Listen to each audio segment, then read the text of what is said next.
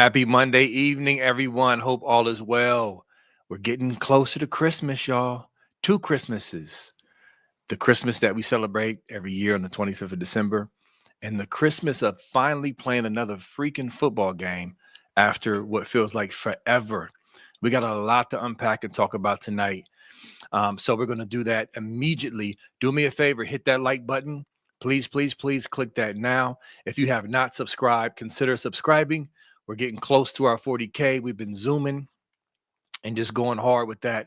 Please also, if you're a podcast person, please consider subscribing to Apple Podcasts. Will help us out a ton, quick and easy. We greatly appreciate y'all. We're going to be talking about more information for the Michigan scandals. We're going to touch on that. We've been in the forefront of reporting and breaking news, so we're going to talk about it. And we got a special guest to help us here to do it. And then also we're going to talk about the press conference today with the offense, including Ryan Day. He will be calling the plays. I've been seeing a lot of back and forth about this. We're going to dive into that as well. Also, guys, remember with the super chats, helps to go towards the pay it forward, which is our military and our first responders. We're going to look out for them because they always look out for us. And let's go ahead and just dive in immediately. We got Nevada Buck per usual, and we got our super friend, Intrinsic, in the building to help us unpack some of this latest Team Up North stuff. How you been, brother? Been doing great. Been enjoying life. How about you guys? Doing good. Been good. Been very busy. A lot of stuff to talk about. This Michigan stuff has been crazy, and the national media is still reporting on it, still digging and breaking stuff. And then now we have an opponent, which I'm excited about. So me and Nevada and the Buckeye Scoop crew have been very busy trying to tackle all of these topics. Nevada, how you feeling tonight? I'm feeling good. The highlight of my day was watching B. Moses open a little bottle of wine before the show and stuff like that.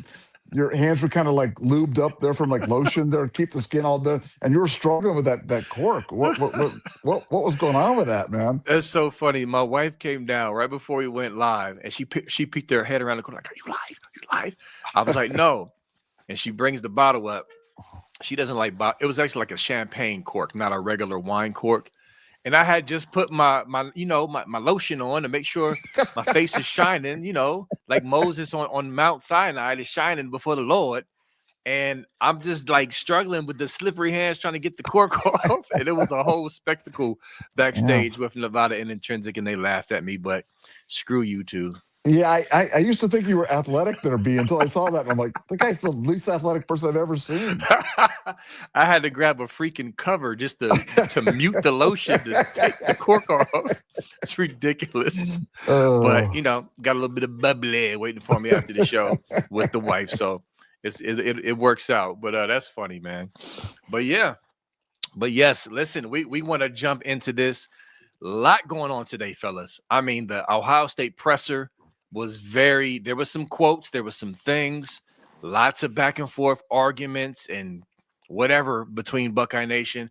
But then also Biff Poggi took the stand today, the podium, I should say, and has some comments that were very interesting. And then, of course, Bruce Feldman, another national writer, breaks another article about Sherrone Moore and more people coming forth.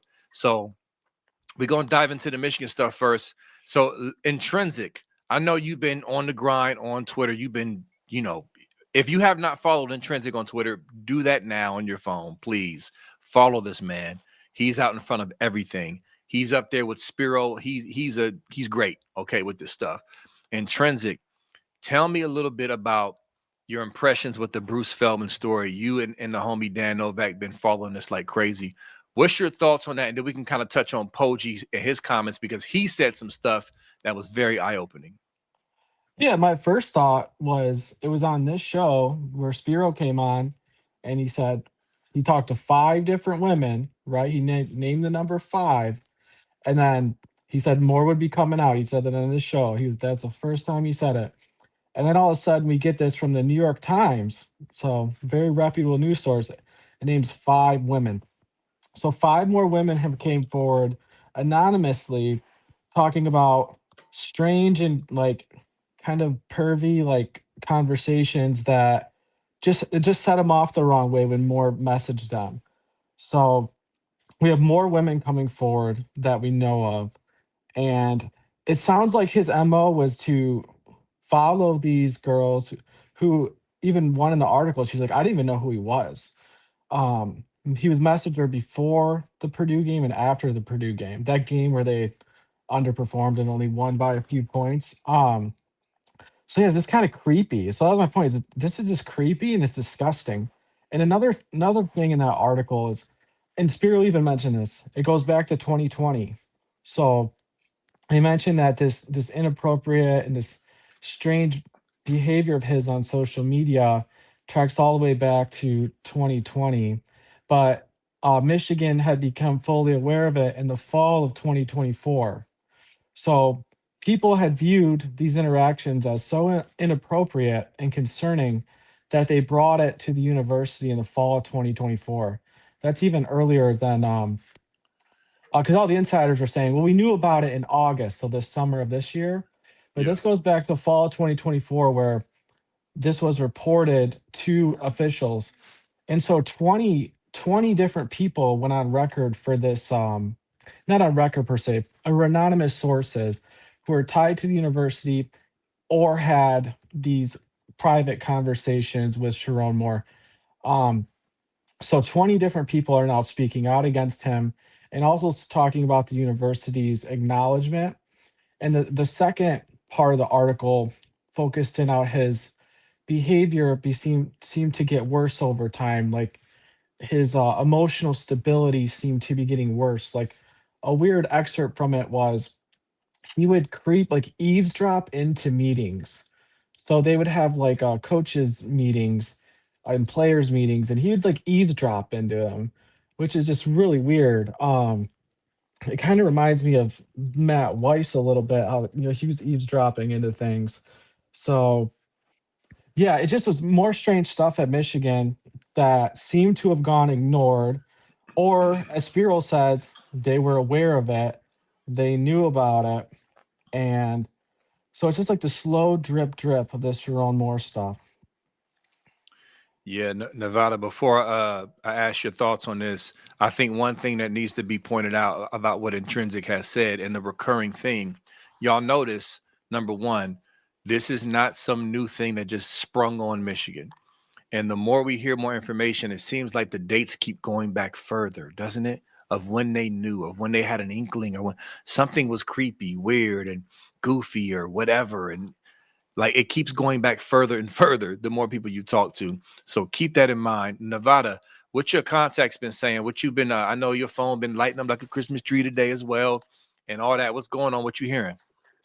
Well, look, I just think that whenever you read an article like this, my first immediate thought is that what type of story are they trying to put out? Because that's yeah, I believe whenever this stuff is, it's the stories are planted, the stories are fed to these writers, and they regurgitate them, especially when it involves Michigan. And I think the way this story read to me was two pronged. One was a story of lack of oversight by Ward Manual, which is another part of this whole thing of let's get rid of Ward Manual. So 20 people knew about this. The date's even earlier. It's August of 2024. Warnings are ignored. Nothing's done.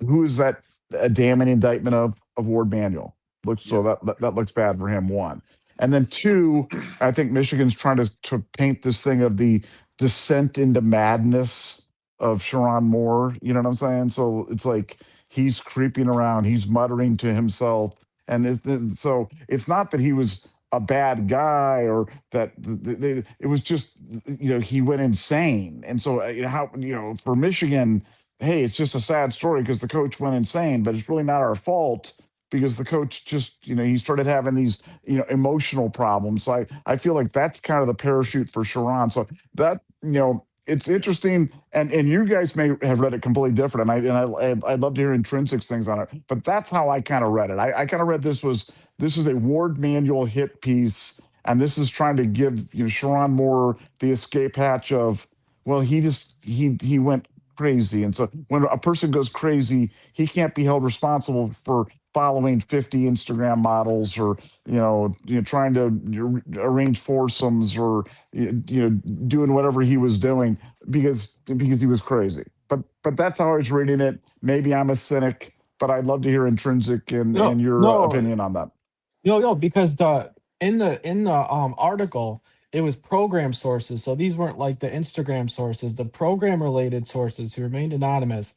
They wanted to paint more as emotionally volatile. They use examples of him crying in staff meetings, lashing out at other coaches, and the eavesdropping. So they're kind of painting this picture exactly like you said. That was one prong of it. And the other prong, which I guess is going to tie into what we're going to talk about with Biff Poggi, because he had comments about Ward Manuel today, which seemed kind of odd. But yeah, the other prong of it was, hey, a lot of people knew about this, so I'm wondering. I just don't know who has power at Michigan right now, and all the insiders that we track, it doesn't seem like they either don't know anything or they don't know who's even calling the shots. Because Michael Spath, their number one insider, it's not Balas. He spoke today, and even he wasn't sure exactly who's making decisions there right now. Um, it's very strange. Yeah, they seem like a house divided, just all across the board. And you saw it. I saw what you sent about Spath, their insider. He was basically implying that, hey, he fears that things won't go in the best direction, especially efficiently, because everybody's all over the place and not on the same page, wanting this candidate or wanting to go down this route instead of focusing on, one person that makes sense for Michigan. It's all over the place.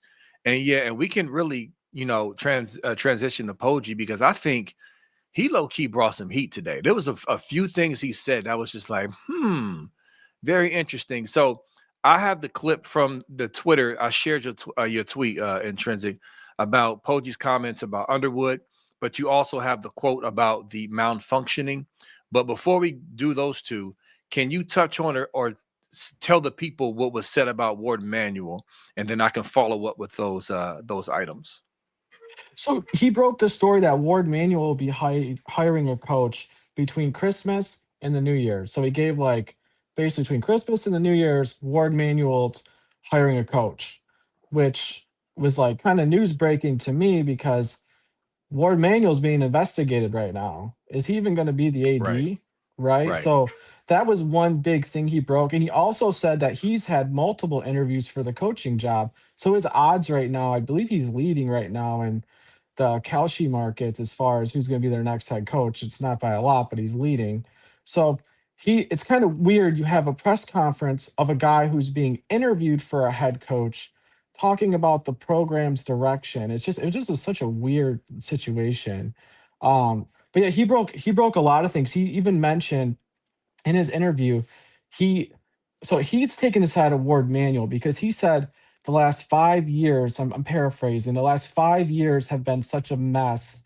And essentially they need to, oh, there you go. Yeah, there's what he Yep, said. yep. Yeah. So he's basically, that's Harbaugh right there. That's the 3 cheating years with Harbaugh, and then the two, affair years with Sherrone. So as you see it, he's taking the side of Warren Manuel because the only person that's going to hire him is Ward Manuel. Right. I mean, he doesn't have a job. This guy's records, I thought Nevada did a really good job talking about that last night. I actually laughed because it was pretty funny. The guy's record's abysmal. Um, but he's throwing a Harbaugh completely out of the bus because if Ward stays there, Ward's the only chance to give him the job. So you kind of had those, and then you had the third prong of his interview, which I think you pulled up, which you will pull up, Yep. is there's this pressure now because January 1st is coming. They do not have a head coach. If they do not have a head coach, and right now, Ward Manuel has been telling families they won't be negotiating contracts or signing anyone until a new coach is in place.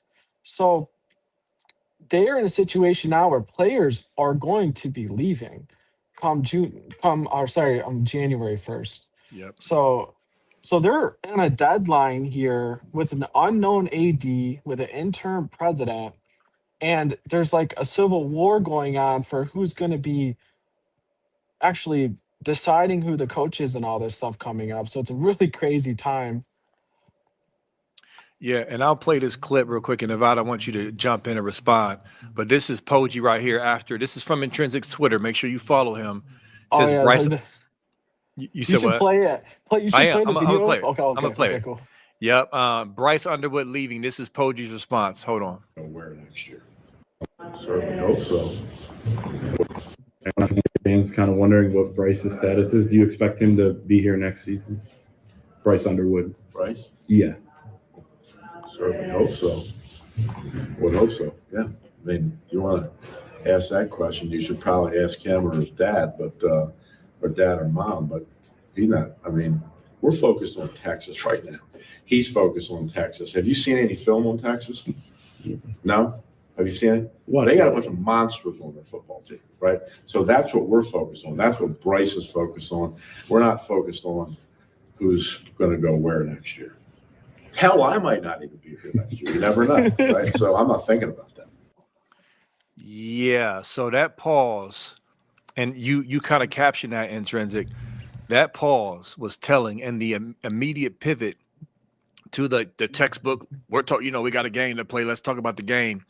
Was very telling. Nevada, you haven't said nothing in a minute. I want you to respond to. Was that your first time hearing that clip from Poggi? Yeah, I hadn't heard the clip, but again, this whole thing reads to me like Poggi's been interviewing. He's asked, "When are you going to make a decision?" He's been told by them, "We plan to make a decision between Christmas and New Year's." You know what I'm saying? So that's kind of what he's saying. And the calcium markets have been all over the place. Actually, the guy that's leading the calcium markets right now is a guy, and this is something. And this I don't believe this is out there in the public. We put it on our board, so I feel comfortable talking about this.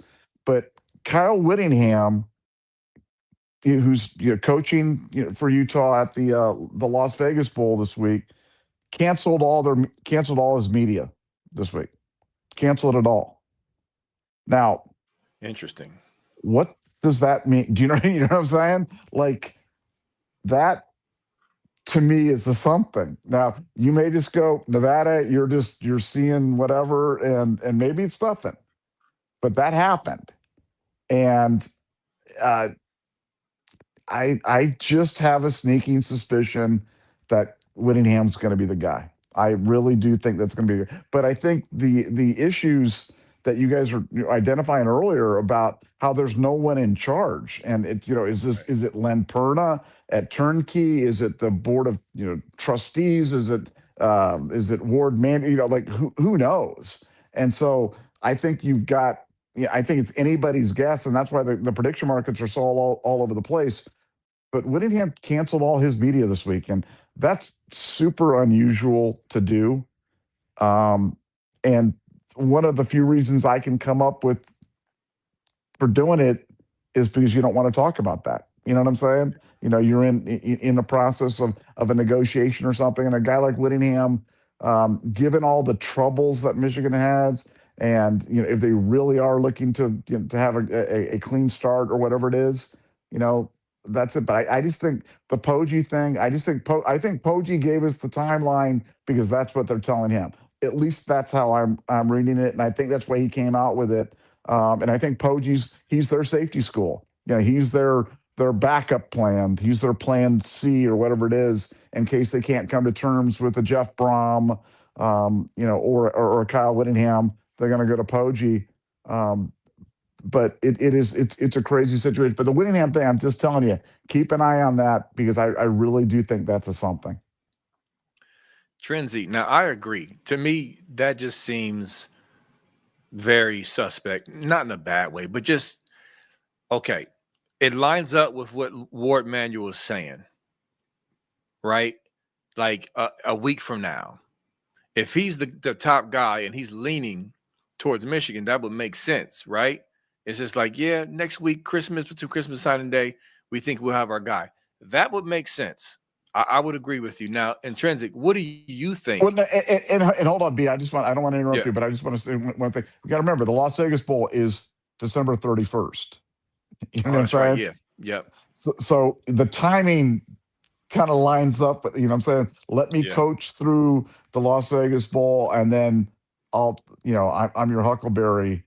And again, maybe I'm just seeing chat, but I did want to get that point in there that that's when Utah plays is December 31st. So Yeah. sorry for interrupting you, but I wanted to mention that.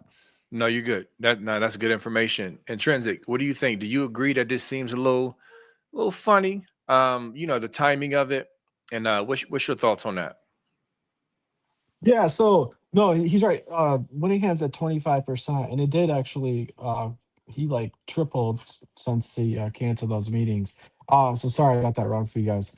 Uh yeah, it does make sense as far as the time lining up. I mean, Whittingham, he's 66 years old. I don't know how great of a coach he is. It's almost like they're have another 3-year plan. I mean, we had talked about this that Sherrone Moore was basically the fall guy who was going to stay in through sanctions. And so now they're going to have a 66-year-old coach to what stay till they get a new AD and stuff. Or so yeah, I just find that this whole situation it's so messy, and it has to be messy even from Michigan's side. Because what is your? I mean, Nevada, what's your opinion? Who's calling the shots at Michigan right now? Because it seems like there's two regents who are talking to John Bacon, and then so John Bacon will come out and say certain things, and it's in line with what the regents who are talking to him are saying. And then you'll have Poggi speaking on behalf of Ward Manuel, so it's hard to understand who's going to be. It's Ward Manuel, I guess, makes this hire. So does that mean that he keeps the job? And what kind of coach is Whittingham if you don't even know who your AD is going to be? Because the investigation's still ongoing. So do they have the answers to the investigation? Like it's such a confusing situation. Well, look, they had the answers to the investigation before they started the investigation. They know what they're going for in terms of that. And my information is that Len Perna, driven by the board, is really the power there. That Ward is kind of going through this as a placeholder, but he's not long term. And for Whittingham, um, I think he's at a place in his life. He's 66 years old, 30 years at Utah. Never had a sniff at a big program. So, never had a chance at a national champ or being a serious contender.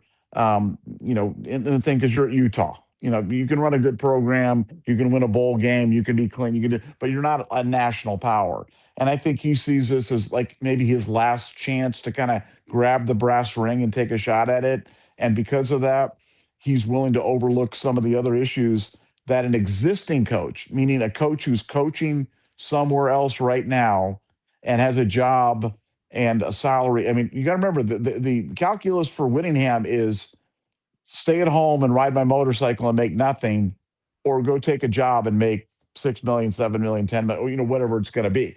For anybody else, for Jeff Brom, it's leave this job at Louisville where I make a bunch of money to go to this job at Michigan where I make a bunch of money. But for Kyle, it's different. So I think that's why he might be willing to overlook some of the obvious impediments, and frankly, be the only type of guy that could step into a situation like this, because it is a mess, because you don't have an AD, because you don't have a president, because you have a weak roster. But I think Kyle might be one to look over, overlook all that stuff just because of the situation. But that's just my take.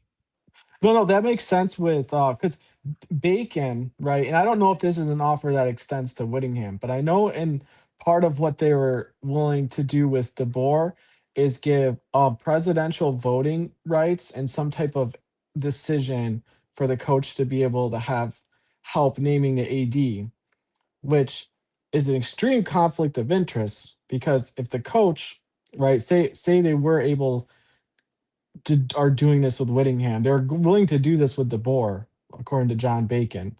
Um, then basically they would have an AD and a president who have some loyalty to the coach because the coach helped get them in those oversight positions.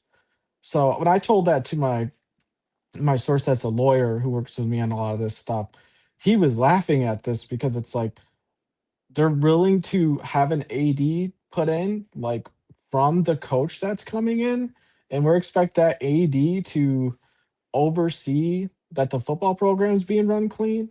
So I don't think they'd be willing to do that with Whittingham personally. But it does make sense though if the Regents are the ones involved with that push for DeBoer, that maybe they're also involved with a push here for Whittingham as well. And him being able to overlook those concerns as far as it goes with not knowing who the AD is going to be. Because I don't, a great coach is not going to come in not knowing who the AD is. I think Right. we all can agree on that. Yeah. Yeah. Yeah, for sure. It's I this is crazy. Like, wouldn't y'all just hate to be a Michigan fan, right? I mean, I would hate to be a Michigan fan in general because it's scum. It's Michigan, but this is just bad, bad. And so now it's like somebody in the chat said you got your back is up against the wall. Okay, just think about this. If it's Whittingham, question that we don't have to answer right now: do we really expect him to be the long-term coach? I don't. So to me, he's a placeholder kind of a guy, which you can try to sell recruits on that, but most people aren't dumb. You got the portal coming up, and then you got Poggi pausing for Underwood. I'm sure there's all type of tampering and conversations behind the scenes to players like normal. It's like they are under fire right now. And so even if you do get a warm body in place, is it a good hire? Is it sustainable for the future to convince these guys to stay and for other recruits to come? It's just like, to me, fellas, right now, whatever they decide to do, I just don't see it being a home run. I can't think or see a home run in their future for a hire. Do y'all? Or am I tripping? Well, no, I mean, look, I think the DeBoer thing is completely a fantasy. I don't think I think that for all their excitement when Oklahoma was up 17-0 and things like that, the idea that Kalen DeBoer is going to leave Alabama and a team that actually won a game in the playoff with the number 2 recruiting class in the country to go to Michigan and that roster without an AD, without a president. I mean, it's just not going to happen. I think I think for them, their sights have got to be set a little bit more modestly. And I think a guy like Kyle's is a good hire, but to your point, he's not going to energize people up there. He is a placeholder. He's got no Midwest ties. Not really known as a quarterback whisperer or really even an offensive guy. So it's going to be interesting. But I think Kyle's as good as they could do. I think Kyle is top of the market for them. And at this point, I think they just got to avoid Poggy time. And if I was the Michigan fan, I'd be really concerned because we talked about this last night. But when everybody starts chanting about Poggi and they all got the memo, they all get the talking points out there, start talking them up, start selling them. That would concern me a lot because in Michigan, if we learned anything, they are state media. They do recite the talking points really well, and for some reason, they've all been given the memo about Biff Poggi. So, if I'm a Michigan fan, that would concern me greatly.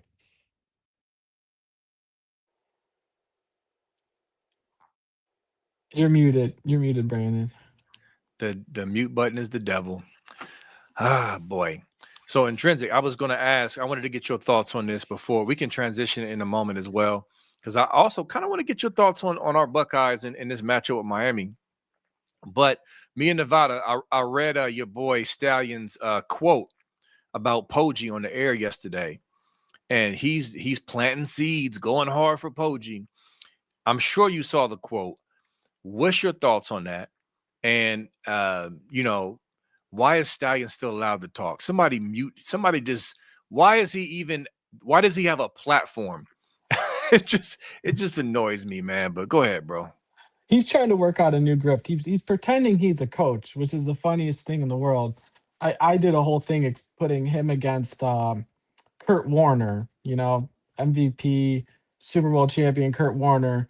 Anyways, he's pretending to be a coach. He's trying to find his new little grift that he wants to do because he's becoming more relevant by the day. But actually, if it were me and I were running Michigan, I would say this year, like, I would almost write off next year. The schedule is awful. They're going to get killed, regardless who's in there. I would put up with Poggi and just basically I wouldn't sign him to anything serious and just basically say, hey, you're gonna be here until we find a really good coach to come in here. Because Whittingham, right? Like I agree with Nevada. Okay, it's a solid hire. I don't I don't think anything great's gonna happen with him. He's 66 years old. He's not gonna build anything. So here we're gonna be having the same conversation in 2 or 3 years. Whereas if they were just to say, hey, next year is a loss, we can blame that on Sherrone or whatever, and then wait for the next coaching cycle to where someone maybe to where they have an AD in place, they have a president in place. Kind of like with Michigan State, we had to get the right AD in and get all the donors behind it. And next thing you know, we find all this money and we get the coach that we want. So that's kind of how from an investing perspective, that's how I see it. Because I don't see Michigan doing absolutely anything next year, especially with that schedule. See, and real quick, man, that's what I'm saying. Why this is so crazy. No matter what scenario you think of, it's just like a ripple effect of bad. Because if they were to do that intrinsic, obviously, yeah, you can wait for a better coach, but the recruiting cycle is going to just kill you. I Yeah, mean, maybe you true. can make it up on the back end in the portal and say, okay, we'll just get guys in the portal and Texas Tech it up or Indiana it up. Maybe. But dang, it's just like you're damned if you it doesn't matter like right now. And then of course you still got the national media just barreling down on you. They're digging. Okay. You got the intrinsics and Spiros and Pablo's digging, but you also got Bruce Feldman and other national media outlets still digging. And then you got it's just like the walls are closing in. And shoot, don't let these one of these OnlyFans models, like we talked about it earlier, intrinsic, want to, tell all, to get their profile popping and be willing to go on the record. It just seems like every day you just never know. You mentioned drip, drip, drip. That's exactly what it is, man.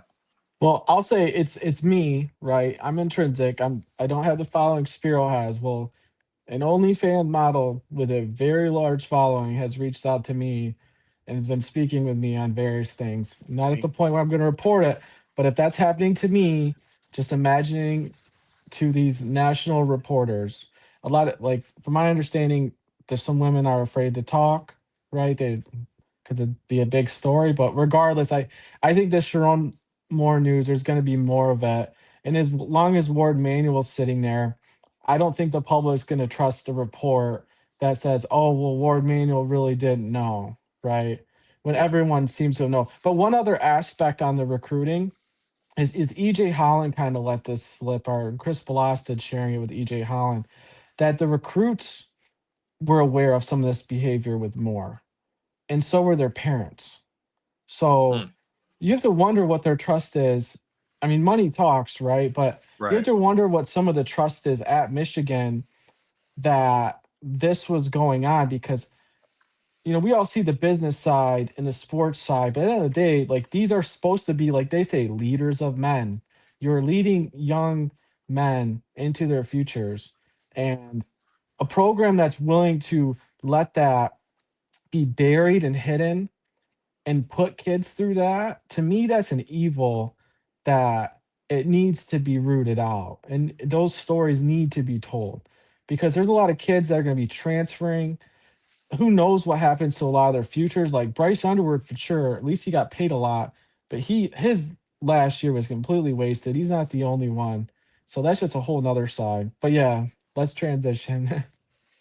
Now, Nevada, I think you want to say something about this before we do, right? Well, before we do, I just want to add. I mean, intrinsic. You're up there behind enemy lines up there in Michigan. Have you ever had the Paige Shivers gluten-free cauliflower pizza at the Little Brown Jug? I'm just asking. No, no. That's one of the Oh, wildest things. oh I mean, man. but they were so brazen. Like Mitch Albom, the a Michigan guy, he said he said that, and this is exactly what Buckeye Scoop has been saying since the beginning. He really did not think he would get caught. He watched everything Harbaugh did, who he had felony gun charges so his star players could play. He's thinking, oh, just an affair with the Missions. This is nothing compared to all the stuff Harbaugh got away with, right? So that's what even Mitch Albom said. He goes, let's face it, there hasn't been a lot of accountability there. This is a Michigan man saying this. There's not been a lot of accountability there. And the brazenness in which Sherrone Moore thought he could do this and nothing's going to happen to me is alarming. So that's what he said. So I really think Sherrone just thought he could do whatever he wanted and nothing would happen. Yeah. I think that's about right. Yeah. I was gonna say yes. Mitch Albom, you got it right. Yes, that is exactly right. That's spot on.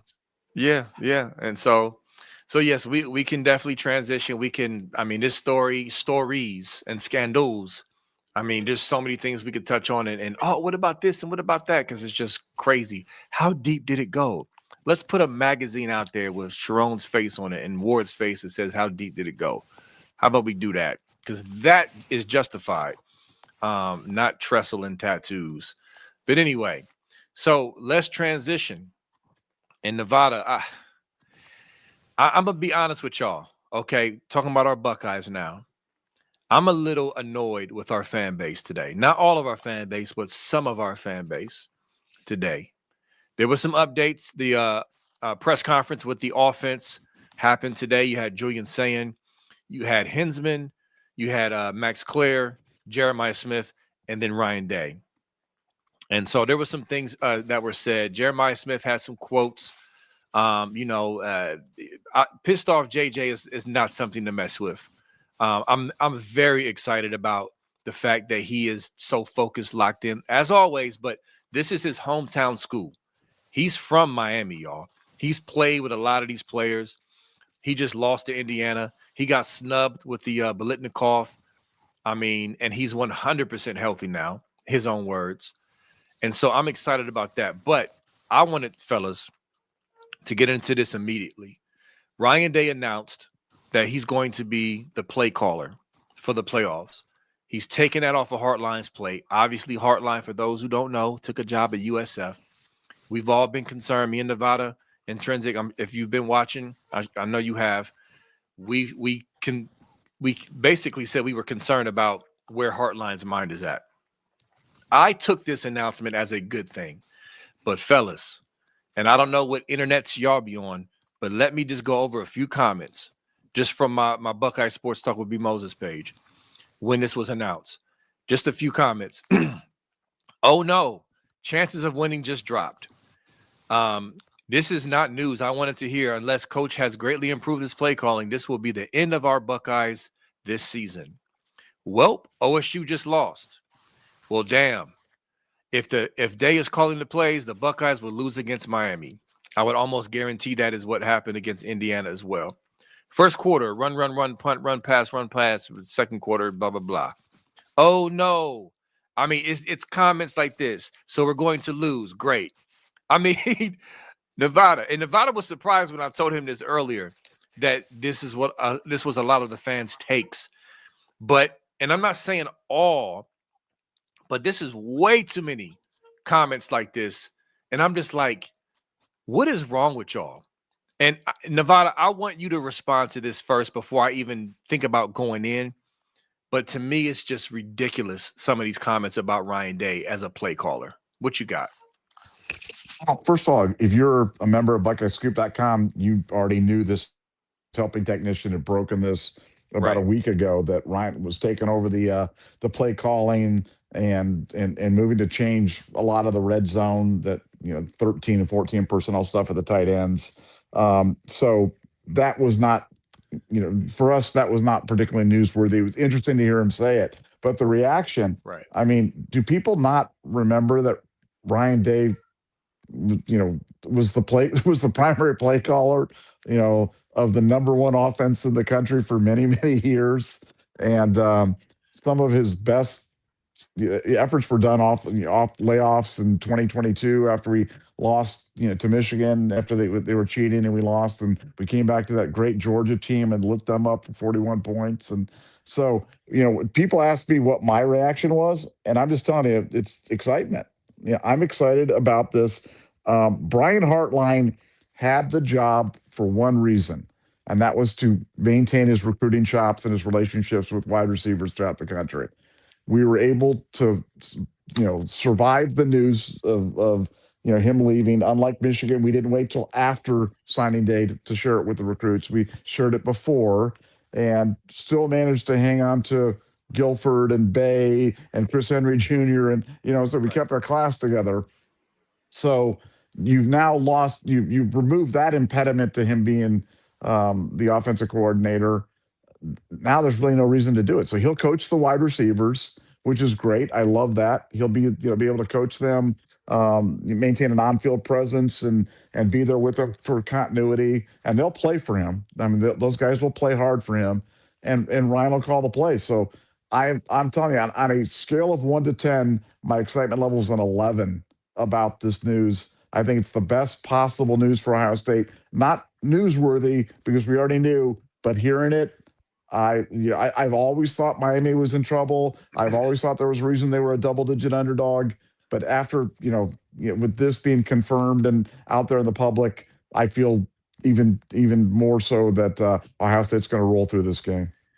Yeah, and Intrinsic, I want to get your thoughts in a second, but real quick, I want to add it on to this. So, yes, Nevada, just to confirm and clarify, I was actually a little surprised he made it public. Now, real quick, before I even respond, were you surprised? Because to me, I thought he was just going to keep it in-house. Like, we knew that it was going to happen, but he usually doesn't say that. He usually avoids that. So were you surprised when he admitted it publicly? Well, we'd been told it was like a soft demotion. It was like kind of one of those things that they're just going to do and not really talk about. But I just think it's kind of like the Captain Obvious is obvious. It was just so obvious that it had to be done. Right. That Brian, when Brian's, wearing the USF dolphin head or whatever the thing is to practice and stuff like that, and rolling on the ground and offering Ohio State recruits, and that he's clearly at a different place mentally with this thing. And if Ryan was going to go down, he wants people to, because can you imagine if we'd have lost and he hadn't, and then afterwards you're like, oh, by the way, Brian wasn't called. I was, and I think he had to get ahead of this. So I didn't know whether they were going to announce it or not. We knew it was going to be done. But I think when you look back on it, I think it was kind of it was a smart thing to do and the right thing to do in terms of getting ahead of it. And as I said, I'm excited about it, and it was great to see that out there today.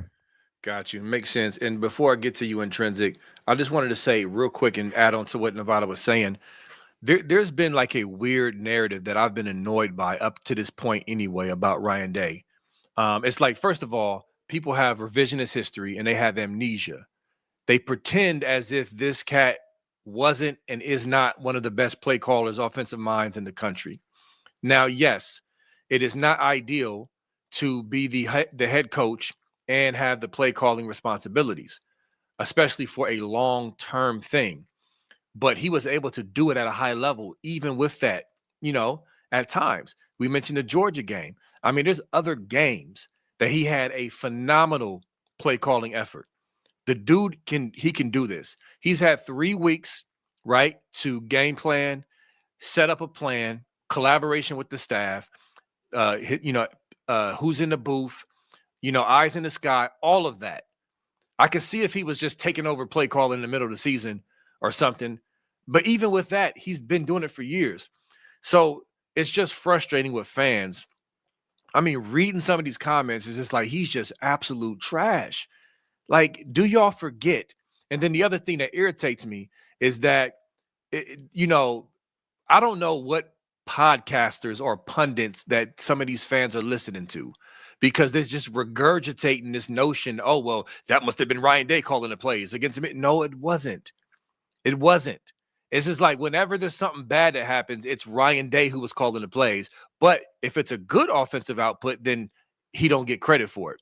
You can't have it both ways. Either he's low-key calling the plays, despite him saying Chip Kelly was calling and Brian Hartline was calling, or he's not. You got to pick one. So it's just silly and goofy. And some, not all, some of my fans just, y'all got to chill with this lazy, ridiculous, uninformed takes with this play calling stuff. I'm just sick of it. With that said, as I give it over to Trinsic, I'm looking forward to after this game, because we're going to beat Miami and we're going to have a good offensive game plan, a good output. I think Ryan Day is motivated after that loss. I think he's circling back temporarily to what he loves to do, what he cut his teeth on, why Urban Meyer hired him, why we put 62 on Michigan in 2018 when they came in here on their revenge tour. Like, he's going to remind people that he's that dude.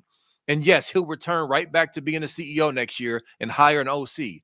But for right now in this run, keep doubting this man if you want to after what we just saw this past year and his entire career as a play caller and offensive mind. Has he been perfect? No. No coach is perfect. We can literally point at the Sabans, any coach, and say, that wasn't his best night. But the overall is Ryan Day is a phenomenal offensive mind and a really good play caller. And I think he's going to be razor sharp going into these playoffs, fellas. And I just wanted to say that. Intrinsic, from a Michigan State person, what is your thoughts on this? Our fans really just going after Ryan Day and saying we're going to lose now, and just him as an offensive mind. Yeah, so two thoughts. One, black pilling is always going to be a thing because fear sells. If you can create fear, people will keep their eyes tuned in. I mean, the news does it all the time.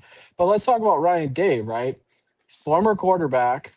He rose up the ranks as an offensive coordinator, right? Great seasons under Urban Meyer. I mean, where would he be coaching? Say he just wanted to be an offensive coordinator. This guy would probably be an offensive coordinator in the NFL right now. Yeah. You know, if he wasn't already a head coach, if he had wanted to go that way. So you have someone that is probably an elite offensive coordinator. You know, he just happens to be the best coach in college football. So you definitely want him calling plays. I mean, what hand did he have in with all this 12 and 13 personnel that you guys have been running?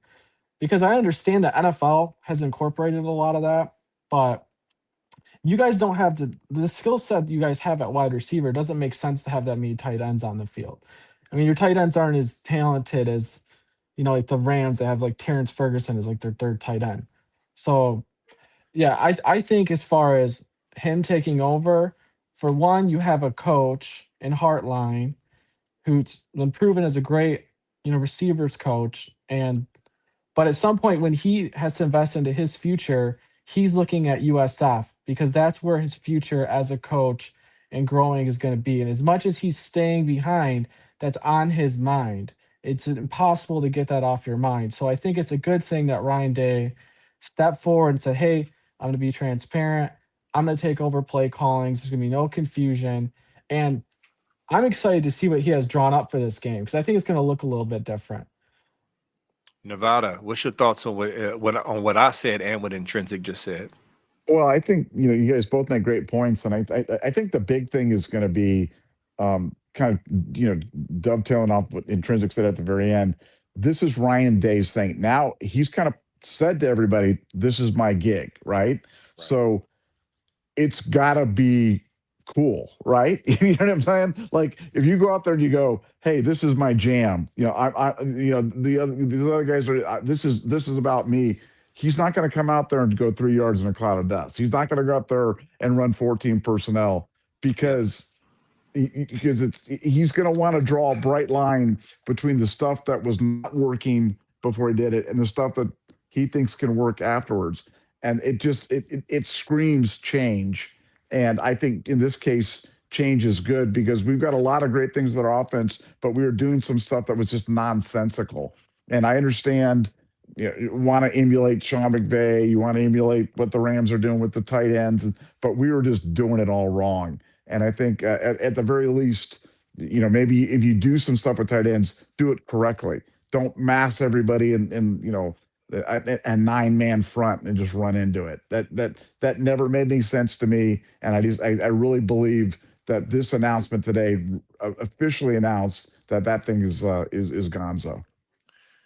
Yeah, I agree. And of course, we had that as well on the board with the 13, 14 personnel being significantly lessened, which is what we thought would happen.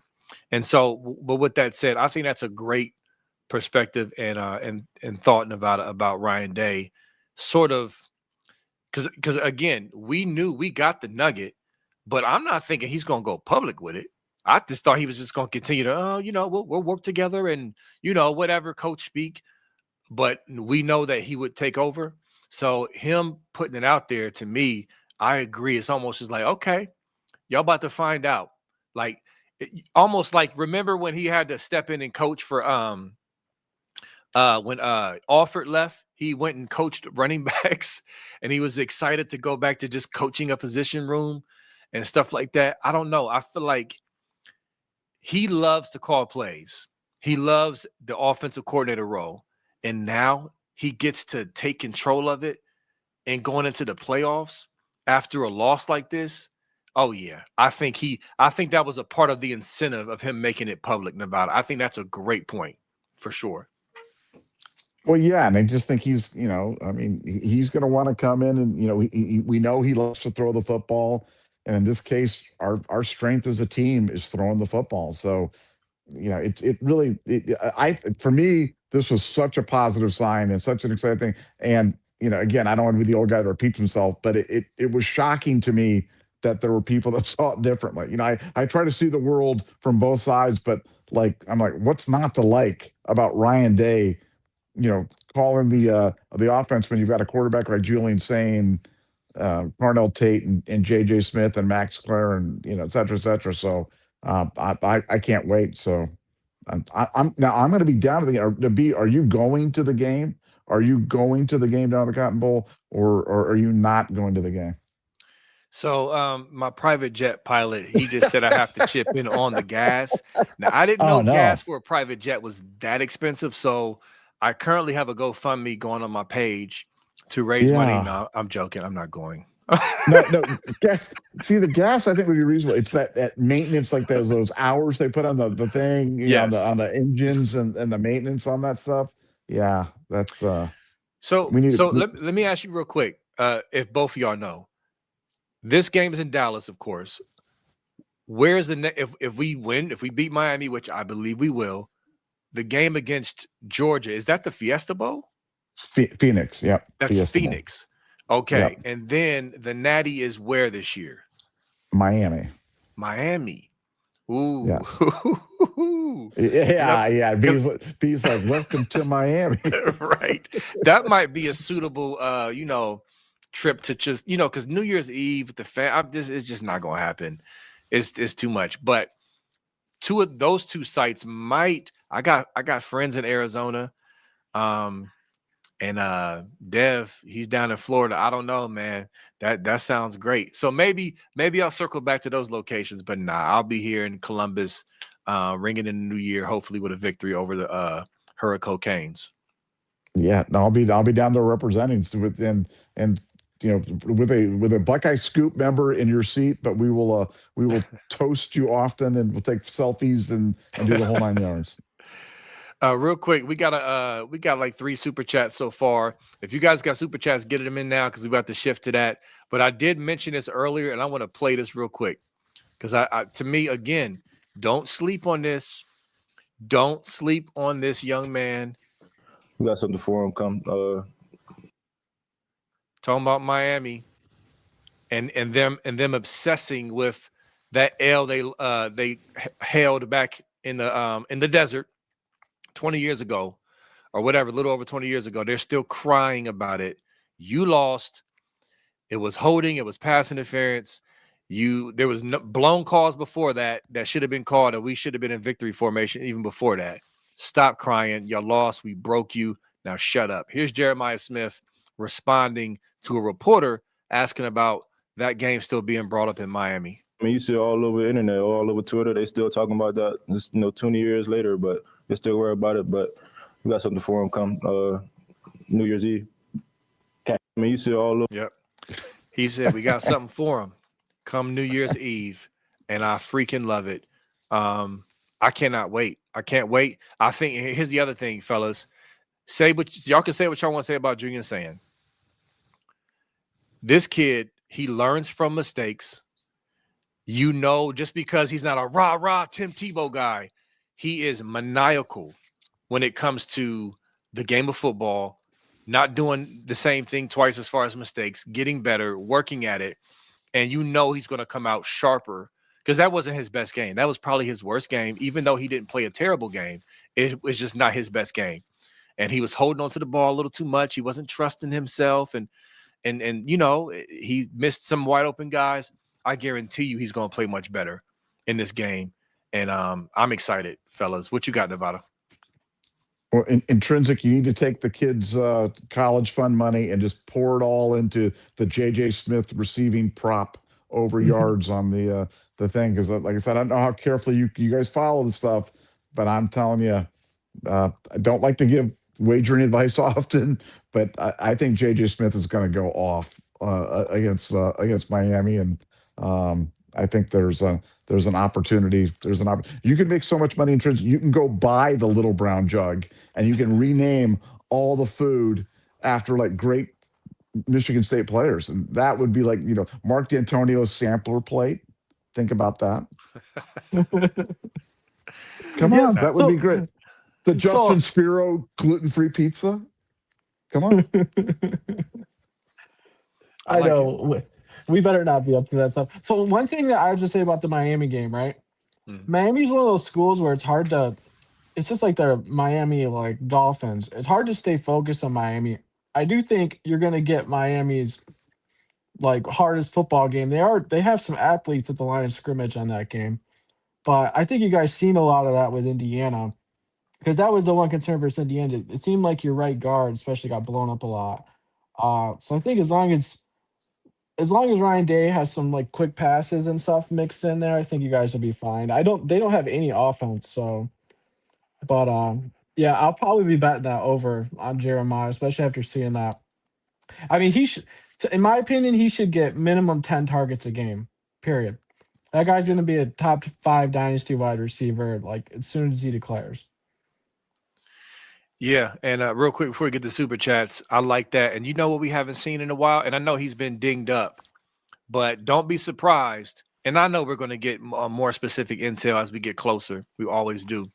But don't be surprised if we see what we saw last year in the playoffs, where he might get an end around, or we might bring him, motion him out of the slot, or orbit motion, get him the ball behind the backfield, and just get the ball in his hands and get his speed out on the edge. He's going to get touches. I really believe that. Nevada, you got something on that before we get to super chats? Yeah, no, I think you're right. I think Ryan Day's not dumb. Ryan Day, if this is a Ryan Day joint, he's going to force feed Jeremiah because he's the best player and the best athlete in the field, and that stuff is not lost on Ryan. It might have been lost on Brian, but it ain't going to be lost on Ryan. And real quick, one thing that Day has a track record of is making sure his guys that are from somewhere or affiliated with something get fed. Think Carnell Tate against Northwestern. Think Max Clare against Purdue. There's a track record. Like, you best believe he is going to give Jeremiah Smith the ball against Miami. Oh, just if y'all was doubting us, just think about that. He has a track record. It's not a coincidence that them guys ate against their home cities and hometowns and ex teams, right? Well, I mean, you guys are getting me hyped for the Jeremiah Smith prop right now. But I will say, good offensive coaches get their best players the ball as much as possible and find ways to get them the ball, whether it's getting them in motion pre-snap to get mismatches. I think whatever game it is, Jeremiah Smith needs to be a huge part. And the problem is that Carnell Tate's on the other side, and that guy's might be a top 15 draft pick as well. So, yeah, I think Miami, I would love to see you guys just spread the ball out, a lot of quick passing games, and I think that'll set up your run. I see no reason that Miami's going to even be able to score on you guys very much, especially after watching their last game. They have a lot of problems. Their quarterback is very sketchy too. Yeah, Nevada, you got something on that? Yeah, immobile and sketchy, and that's generally a bad. That's generally a bad thing. To me. No, but immobile and sketchy. No, but mobile quarterbacks have been a little bit of our kryptonite, throughout the years. But Beck is the opposite of immobile. He's like, he's got like 2 left feet out there, and we'll definitely be able to run that guy down. Sleepy eyes Beck. Yeah, that's a big reason why I wanted Miami over A&M in this matchup. And again, I know Miami fans are talking crazy online, y'all, and they have a good team. They have some good players, but I don't think they're a great team. Remember, this is the same team because it's funny, y'all, and I will get to super chats, but I'm gonna say this. It's funny, you look online, Miami fans are pointing to the Indiana loss as some, stone cold locked blueprint. Their logic is, and I've seen multiple of them say this, their logic is, well, we have a better this than Indiana. We have a better that than Indiana. So what are we going to do if Indiana did XYZ? College football doesn't work like that. Okay. Sometimes the better team loses. No shade to Indiana. They're a really good team and they won. They beat us that day. I think we beat ourselves in a lot of ways, but that's not the point. The point is you bums lost to Louisville and SMU. Did you forget about that? That counts and that matters. All right. You got holes and warts too that will be exploited. And Beck is one of those holes and warts. So keep talking and you can keep downplaying Ohio State because they're coming off a loss against the 1 seed in a 13-10 game if you want. But just wanted to say that, fellas. Yeah, I mean, Beck couldn't even hold on to a Cavender twin, man. So he ain't going to be able to hold on against this Ohio State defense. I think we're going to make it. It's going to make it hard on him because they're very limited offensively anyway. Right. And I think we'll move the ball easier. And I think if they move it, it's going to be Mimi whenever they're able to move it. It's going to be just some weird stuff happening. So that's going to be a tough way to win the game. Intrinsic, you're off of mute. Did you want to say something real quick? Yeah, just these Miami fans, because I got to meet a lot of Ohio State fans like you guys through all this Michigan stuff. And these guys are so upset about what happened to them in the early 2000s. I mean, they are not over that at all. All you have to do is tell them, if you're ever on Twitter, to say, Miami football program died in the early 2000s, and they just lose it. Oh, yeah. It's bad. It's hilarious, but it's also pathetic. It's pathetic. And so a part of me, fellas, I'm annoyed by the Miami fans because they're idiots and they're crybabies, but I'm also pleased by the fact that they're setting themselves up for utter failure. I mean, they're going all in on this narrative of we're going to get our payback. I saw one Miami fan post the clip from The Hangover. Mike Tyson when he's singing, in the air tonight, and he ends up punching Zach Galifianakis or whatever, and the Zach has an Ohio State emblem on him, and Mike Tyson has the Miami emblem on him. I mean, they are really going in on this, we're going to pay you back for the fluky win narrative. And Nevada, they're setting themselves up for another massive L. And I love it. I just want to correct the thing. It wasn't like just in the early. There was an exact date. You can have the exact date was January 3rd, 2003, about Right. 11:47 p.m. Like the moment Miami died. You know what I'm saying? Like, there's not a range of time. Like there's a moment. Like the program ended. It was like that day their program stopped being relevant, and they haven't recovered. You were there? No, they have. I was there, and they have not. They have absolutely not recovered. Man, you just made me think of a meme. I got to make a tombstone meme with Miami on it with the time and date. On it. It's exact. There's an exact moment there. Man, that is hilarious and true. Ernie Gonzalez, thanks for the $4.99. Got to know the rules before you can break them. Otherwise, it's no fun. Quoted. What you got on that, Nevada? It's true. I mean, that's the words to live by, man. That should be on the. It's kind of like on Faber College. Knowledge is good. That should be on the Michigan little thing. They got to know the rules so you can break them. That's the Michigan way. You got to know the rules so you can walk up to them and cross them, right? Intrinsic. Oh yeah. Yeah. Go up to the line and cross it, Michigan. Yeah, they're saying they're no longer calling themselves Michigan men anymore. We got to. Paul Skeen said we got to drop that Michigan man, leaders and best, and just walk our talk. It's like, you guys just shut up. Like, no one takes you seriously anymore at all. And I love it.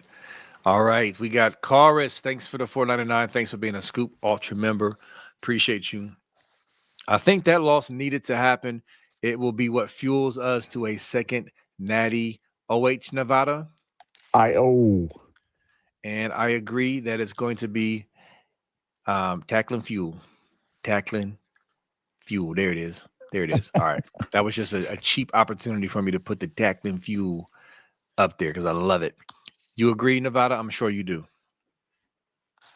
Yeah, I think it's good. That's going to be the story. I mean, like last year, it was the story of the players only meeting and all that stuff. This year, it's going to be the Indiana game, and we're going to look back on that and we're going to say that was the nitrous oxide that kind of pushed us through these next 3 games. I 100% believe that.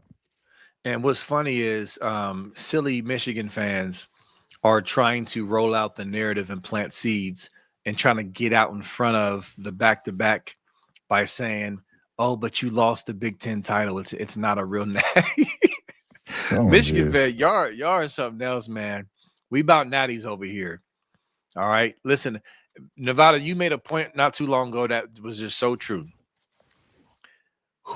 Listen, I don't know. I buy apparel. I'm a Buckeye apparel fanatic. Like my Buckeye apparel game is top tier. Yes, I'm bragging.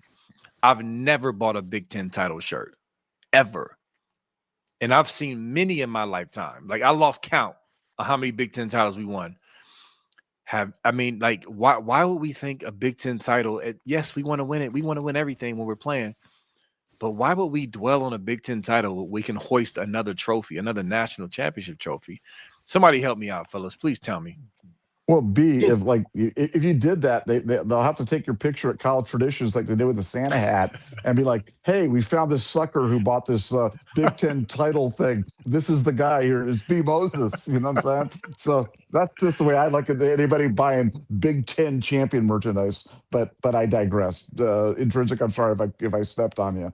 There he is. No. Go I ahead, tried telling this for the game. Those Big Ten title games, especially when you both get a bye no matter what, it's not that big of a deal. Like I think they need to do away with those games anyways. And also too another like it does create a revenge narrative. It does wake your team up to be focused on every single game, which I think they were anyways. But regardless, it's hard to beat a team twice. Like if you guys face Indiana again, I will be betting whatever that line is. Like you've seen what happened with Oregon last year, right? Like this got absolutely demolished because you guys lost to them earlier in the year or something. Or didn't you guys lose them earlier in the year last Yeah, year? by a point at Yeah, Oregon. and then you guys blew them out. So I think like it's really hard to beat a team twice. Like I look forward to when if you guys end up playing Indiana because you guys are going to crush them the second time. It's just how it works in sports. Yeah, agreed. Anything on that, Nevada, before we move on? No, I would love to get a second shot at Indiana, and I know the entire Buckeye team would as well. So yeah, that would be pleasant. Yeah, I'm just not confident that they're even going to make it that far, but we'll see. We'll definitely see. Ernie Gonzalez, thanks for the 199. Ryan said, "Let's go, ladies. It's no PTA meeting." Now, why does that sound familiar? Do you know where that quote is from, Nevada? I don't know where that quote. So it's a good one. That's a good one. Maybe that is an Ernie Gonzalez original or something like that. But that sounds like something that should have been written in a movie somewhere for sure. Yeah, it sounds like something Alec Baldwin would say in a movie or something. I don't know. But Glenn put it Gary in the Glenn chat. Ross. Yeah, always be closing. Put that in the chat, Ernie, if that's an actual quote or if that's an Ernie Gonzalez original. All right. We got Dan Welch. Thanks for the 5. Got an off sports question. Just wanted to know how super chats go to military. Is it homeless, military, or what? Thanks, guys. OH Nevada. IO. All right, Nevada. You want to get into that? How that's broken down? Yeah, basically, if you're a military member or a first responder and you contact us and you want a complimentary membership to BuckeyeScoop.com, we support the military and first responders that way. We ask for an ID so that we can kind of verify the identity of the person in terms of doing it, and we support that way. And we've got hundreds of members on through the military, and this kind of started when we had a group of military people that were overseas that had reached out to us, and we started doing it, and it kind of took off. And it's been a great program. Got to meet so many great military guys throughout this, and it's a program we're really proud of. So we just appreciate all the super chats going that way, and we just appreciate everybody's support of the program. Yeah, that's good stuff. And thank you for asking that. I know some people wonder when I said, I was laughing because one of the Buckeye School people on my Facebook page, they were basically like, dang it, B, like it's stuck in my head. That military, first responders are stuck in my head, which is a good thing. But I'm glad you asked so it can be kind of explained to see what's happening with that. It's really, really dope. But Intrinsic, did you have anything on that before we move on? No, it's just cool you guys do that. It's good that he asked that question. Absolutely. All right, here's another great reference from my guy, Toledo Geo. Thanks for the two. Coach Red would fit in at the Cheaters Up North with the Stolen Playbook. For those who don't know what that is, he's referring to the outstanding Adam Sandler movie, The Waterboy, where Coach Redbo you, the one who said, "You're fired." That dude who stole Coach Klein's. I got to do my Waterboy voice every time I say it. Coach Klein, his little green playbook, and just a great movie. But yeah, I would agree they would fit right in with stealing plays at the Cheaters Up North. What you got on that, Intrinsic? Yeah, yeah. I mean, he would be the perfect coach for them. He's like overconfident for nothing he achieved right on his own. That's basically Michigan in a nutshell. And so yeah, go ahead. Maybe their new coach will be him. I don't know. I don't think anyone's too worried about Michigan nationally. Like they think they're a national like contending team. I mean, they haven't won an outright national championship since 1948. So Yeah, yeah. For those wondering, they cheated. We don't acknowledge 23. No one should. You shouldn't. No one should. So yes, he's accurate. Nevada, what you got? Coach Red had one other iconic movie. What was his iconic movie role for the actor who played Coach Red? Ooh, I don't know. You gonna make me go to the Oh, Google oh, machine? come on, come on! You don't know? Maybe. You want me to sing the song for you? Ready?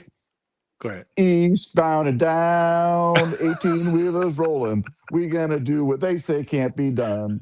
We got a long way to go. Come on, join me. Come on, everybody I together. don't. Come All I on. know is the eastbound, bound and down Eastbound and part. down. Come on, it was Smokey and the Bandit. I did not Smokey and know the that.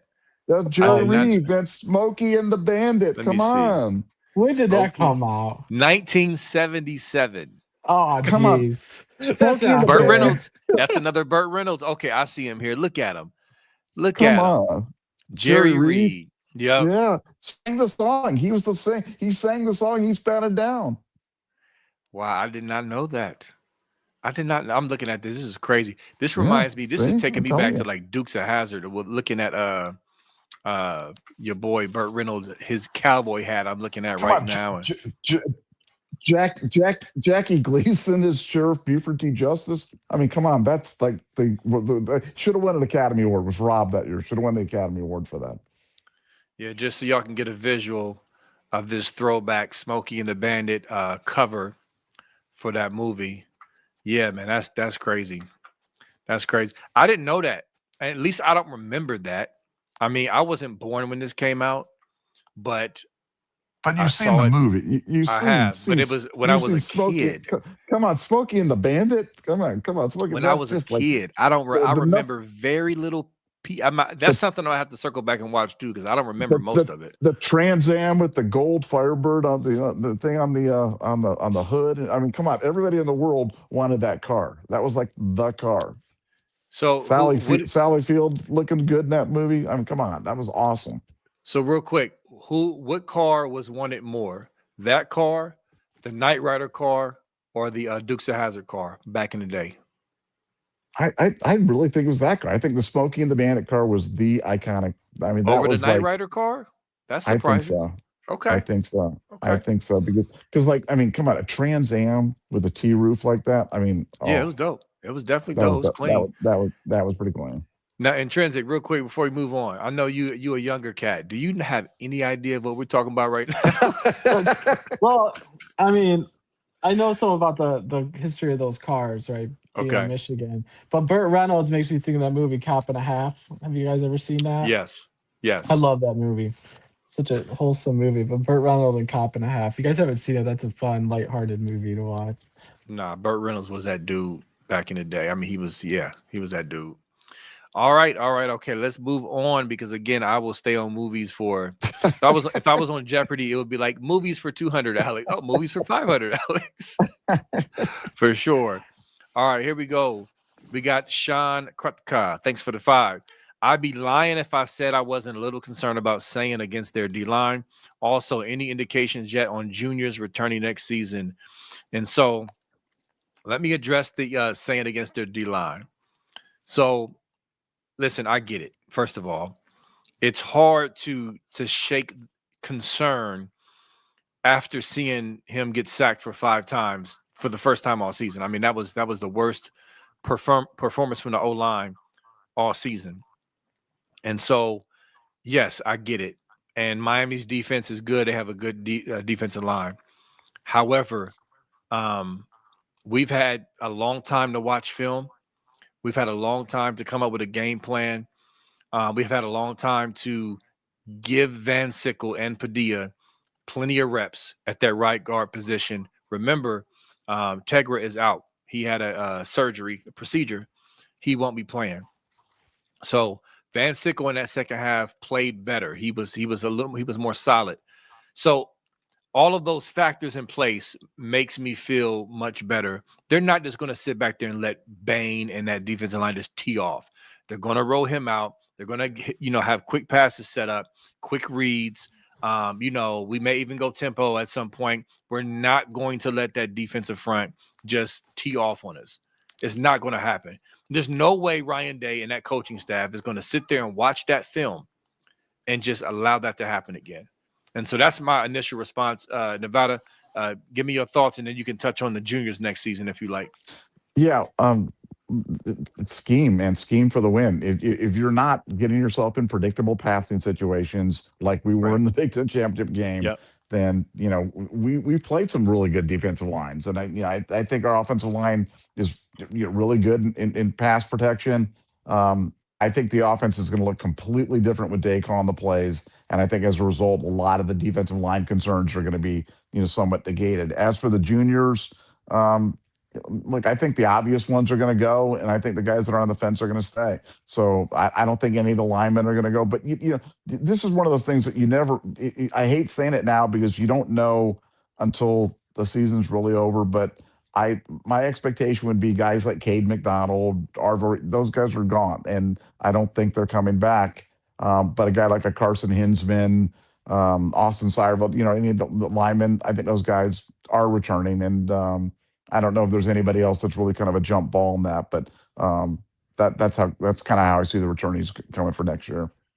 Got you. Intrinsic. Any thoughts specifically on the D line and saying? I think you mentioned it slightly earlier. Did you want to touch on that? Yeah, I think the fact that they're going to get away from a lot of this, 12, 13 personnel. It's easy to, if you watch that Indiana game, there were guys like wide open downfield too. There was a lot of opportunities that pressure kind of got to Sand that he didn't see because they were just streaking wide open across the middle of the field on a few of those. So on that same note, it's a game of inches, right? Like a couple throw here or there, that game's completely different. So if that is the strength of Miami's team, so that is something to be worried about as a fan. But all this time in preparation and the fact that you have one of the best offensive coordinators, right, who's a head coach now calling the plays, they're going to have things in store. Plus, too, Miami is going to spend a lot of time on defense. They're not that deep on D line. They're going to get tired. So I'd keep an eye on that while you're watching that game. These guys are going to get tired out. It's going to be on the field a lot. No, that's good. That's good stuff. So definitely, I understand the concern, Sean, for sure. Not negating that, but I think we provided some happy thoughts, some logical, reasonable, happy thoughts on why we're going to be just fine with this. Because ain't no way, man. Like Nevada said earlier, Ryan Day is not stupid or dumb, and he's not perfect, but he ain't dumb, and he wants to win more than anyone, especially this back-to-back. So he's going to make the fixes, and we've had plenty of time to do it, for sure. Real quick, I'm laughing at when stars align. Do you even have regular clothes, B. Moses? My wife would love this comment. because you're like, you got to wear a Buckeye hoodie everywhere. Yes, I do, babe. Yes, this 5-star restaurant is dying for this Buckeye hoodie to be rocked hard. No, but I do have some good regular clothes. But listen, man, I love my Buckeye apparel. I rock it, I flex it. It's what it is. Good stuff. All right. What we got next? We got a couple left here. Clueless for TDDDY4. Thanks for being a Scoop Ultra member for a whole year. Appreciate you. Thank you so much. Any updates on the new OC? I feel like the buzz around the day ball has died down. Any other candidates y'all have heard? Also, any news on the wide receiver coach as well? Who do y'all want in those positions? Nevada, I know we kind of mentioned this earlier, I believe. Was it yesterday? We just talked about. Either way, can you touch on the day ball dying down and whatnot, and then I can follow up on some of the other stuff as well. Yeah, no, I just think they're obviously putting all this stuff on ice. They don't want to make any announcements. They don't want to make any things until they're done, and they're trying to hold that off as long as they possibly. They're trying to limit the amount of distractions, and even you name a guy there, and then there's questions about, is he going to be in there? Is he watching? Is he an analyst? Is he a thing? So I keep hearing that they're going to have an OC from the NFL, and that the wide receiver coach will be from the college ranks. But I don't know who it's going to be. I don't think even Ryan Day knows who it's going to be right now. But yeah, I wish I could give you a more specific answer or some insight into that or some inside information. But I don't even think Ryan Day has the answer. So anything I would say to you would be a guess. But I'm pretty sure on the NFL college thing, because I think that's certainly the way that's it's certainly that's what I'm hearing. Yeah, and if it's from the NFL, I mean, it makes sense because parties are talking. It makes sense for Ohio State to focus on what they got to do to prepare for the game. And if these coaches in the NFL are in the playoffs or finishing their season, it makes sense to circle back in January. So yeah, it's definitely going to be interesting. And I do think the day ball stuff dying down is only because of just the process, not necessarily interest. But Intrinsic, did you have anything on this as far as our coaches? Yeah, I just want to say, I think it'd be interesting. What do you guys think as far as Matt Patricia? Do you think he has any say in who he would like from the NFL as far as an OC? I'm all for getting, coordinators from the NFL because they know the game at a higher level as far as scheme and planning and stuff like that. Would Matt Patricia have any say in something like that as far as like recommending candidates, or is that purely on Ryan Day? Nevada? No, I think he will. I think Ryan's been you think about it, Ryan doesn't have a real extensive contacts throughout the NFL. He didn't really coach all that long at the NFL level, but Matt did. So I think for sure they're going to tap into the Patricia coaching tree, and I think anything they can do to kind of tie Matt closer to Ohio State, because his battle is to keep him around for as long as he can, and if he can invest him in the decision, that might keep him an extra season. And I know Ryan Day is certainly desirous of doing that, and because Patricia's been so important to this defense in 2025. Yeah, definitely. I would always pick his brain for everything, literally everything. He is literally Mr. Everything. So yeah, that's good stuff. All right, last super chat here. We got Jeff Rittenhouse. Thanks for the 5. Day calling plays means all tendencies are gone for Miami to use in scheming defense. Now they have more to prepare for. What you think about that angle? Let's start with you, Intrinsic. Yeah, I was thinking about bringing that up too. That's a really good point. They don't know what's Day gonna run. It's gonna be like his old offense. The running quarterback, but they have no clue what they're gonna expect. Especially now that they're gonna be going away from these tight ends. They still have to plan for if they put on 3 tight ends on the field, right?